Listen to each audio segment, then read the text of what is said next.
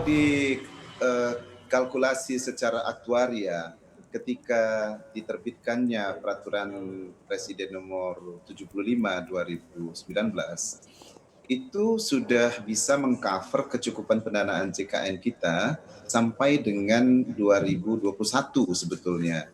Tetapi dengan adanya perubahan karena memenuhi putusan judicial review oleh Mahkamah Agung, maka stabilitas kecukupan itu menjadi perlu dihitung ulang.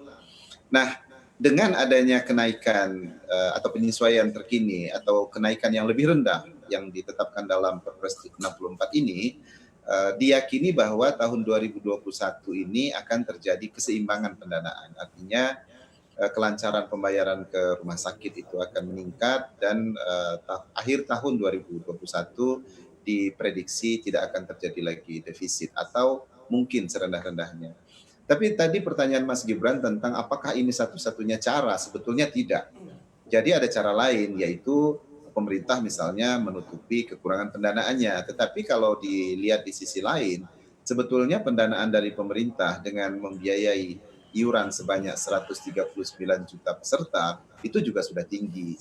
Di samping itu memang dari sisi perhitungan keseimbangan antara manfaat dan iuran, memang iurannya masih terlalu rendah begitu Hmm. costingnya.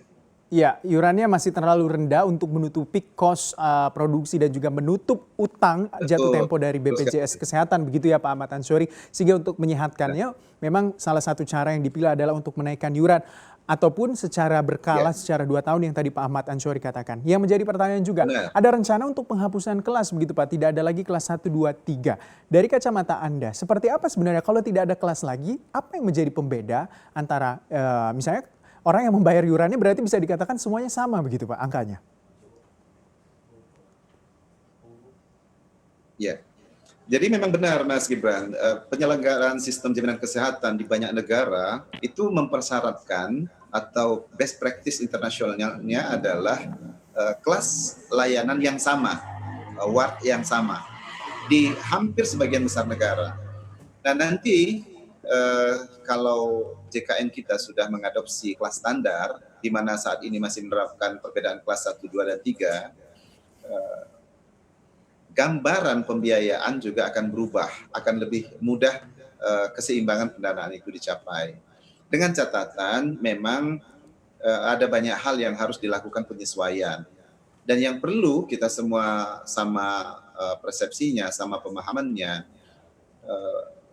penyesuaian atau penetapan kelas standar pada nantinya itu bukan hal yang baru, tapi memenuhi atau melaksanakan perintah dari Undang-Undang SDSN pasal 23 ayat 4. Pak Ahmad Ansori, apa sih sebenarnya yang harus dipenuhi begitu? Tadi Anda mengatakan ada beberapa hal yang harus dipenuhi sehingga bisa nanti tercipta begitu kalau misalnya dilaksanakan tidak ada lagi kelas berarti di penghapusan kelas terjadi Pak.